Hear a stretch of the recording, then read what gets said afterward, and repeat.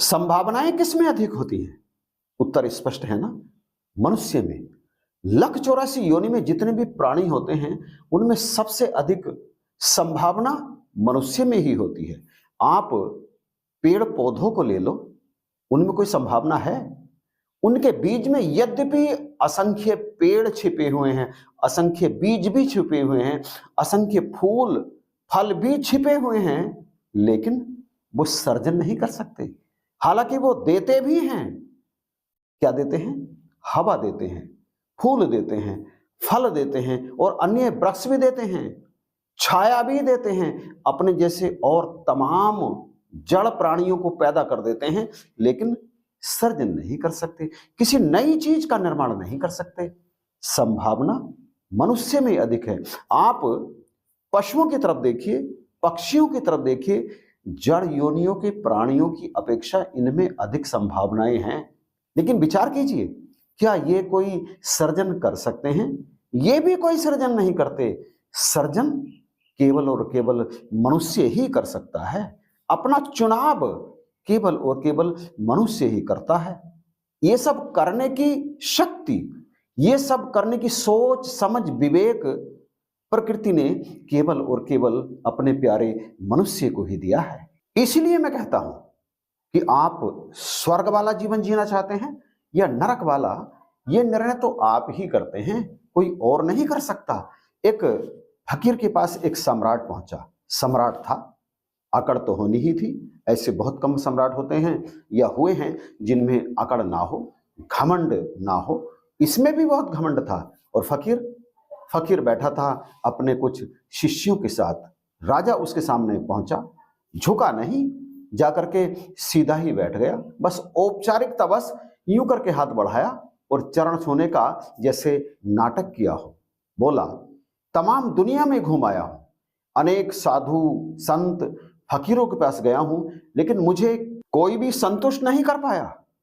मेरे प्रश्न का उत्तर कोई मुझे सटीक तरीके से दे नहीं पाया। आपका बड़ा नाम सुना था, बड़ी ख्याति है आपकी कि आप सबकी समस्याओं का समाधान करते थे, इसलिए मैं आपके पास आया हूं अपना प्रश्न लेकर के। फकीर ने रूखे स्वर में कहा, पूछो, क्या प्रश्न है, क्या पूछना चाहते हो? राजा को फकीर से एकदम से इस तरह के प्रत्युत्तर की आशा नहीं थी। वो चौंका, लेकिन फिर उसने कहा, मैं ये पूछना चाहता हूं कि स्वर्ग क्या है और नरक क्या है? मेरे इस प्रश्न का उत्तर कोई सीधे सीधे नहीं दे पाया।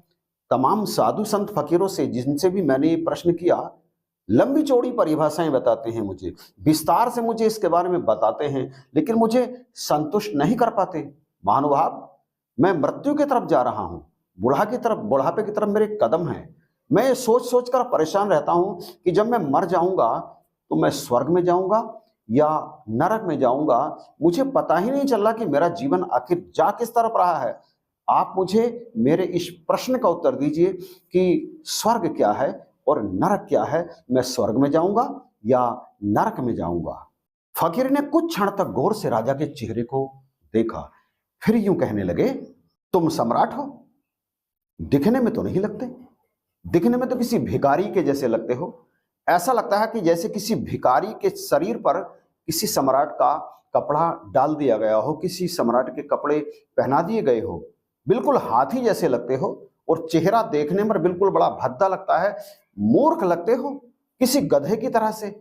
फकीर के मुख से अपने लिए शब्द सुनकर राजा थर-थर कांपने लगा, मारे क्रोध के। उसका चेहरा लाल हो गया, आवेश में उसकी सांसें तेज तेज चलने लगी। एक झटके से म्यान पर हाथ गया और दूसरे हाथ से उसने तलवार खींच करके जैसे ही फकीर को मारने को तैयार हुआ, फकीर की गर्दन उड़ाने के लिए तैयार हुआ, फकीर जोर जोर से हंसने लगा, बोला, खुल गया नरक का द्वार, अब तुम नरक में जाओगे। और राजा को एक तीव्र झटका सा लगा, वो शांत हो गया। उसके चेहरे का सारा आक्रोश न जाने कहां चला गया, गुस्सा खत्म हो गया, तलवार तुरंत म्यान में गई।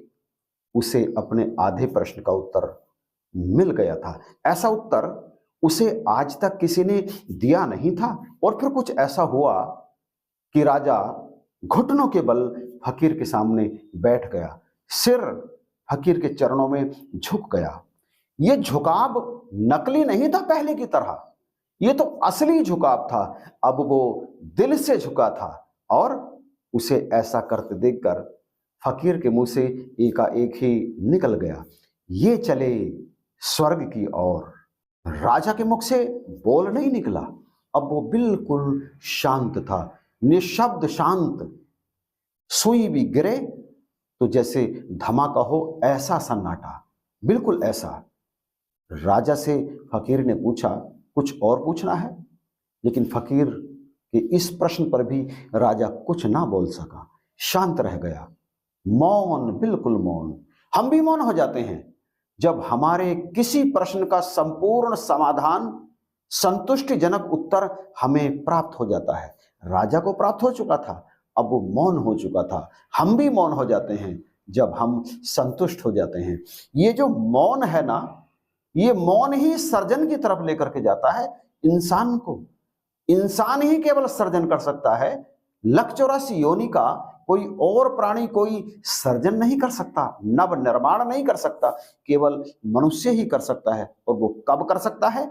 जब वो मौन हो जाए, जब वो शांत हो जाए। जीने का सही ढंग स्वर्ग है और जीने का गलत ढंग नरक है।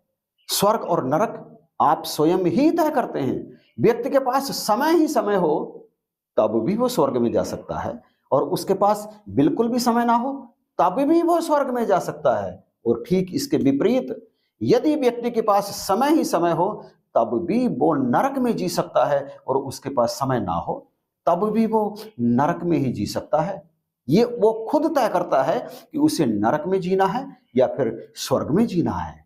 प्यारे भाइयों बहनों, आपके सामने दोनों दरवाजे खुले हैं, स्वर्ग का भी और नरक का भी।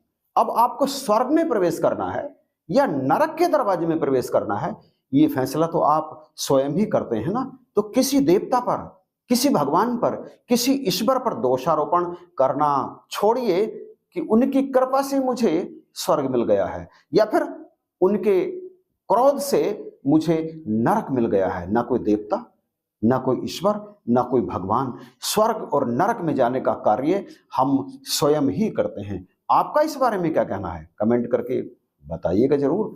चैनल पर यदि पहली बार वीडियो देख रहे हैं तो आप इसे अभी सब्सक्राइब जरूर कीजिएगा। इन्हीं शब्दों के साथ वीडियो देखने के लिए आपका धन्यवाद।